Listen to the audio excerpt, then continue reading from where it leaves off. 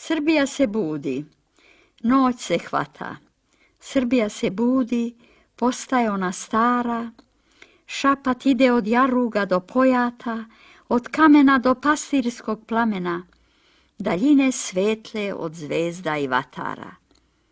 Ljudi u tami postaju strašni i mrki. Davnašnja dela opet se zbivaju. Namirnici svu noć na prozor kucaju. Pogledom samo Boga nazivaju. Oko pri drhtavoj sveći sene.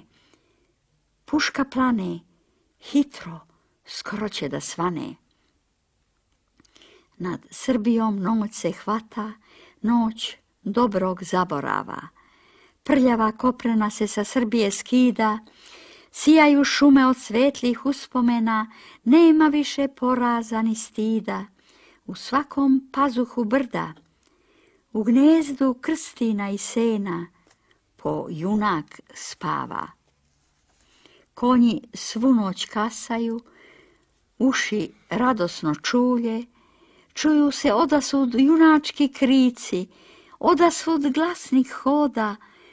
Putevi su opet beli kao da su njima jezdili samo ustanički konjanici. Srbija se budi, životom viteškim opet živi od sutona do zore. Svi koji su za smrt njenu bili krivi, koji nisu pali na njenom pragu, postaju opet ljudi, spiraju sa imena ljagu. Srbija se opet budi, sve što se začinje u napaćenoj utrobi žena, sve što niče iz misli i semena, sve što na tlu Srbije živi i rodi, namenjuje se slobodi.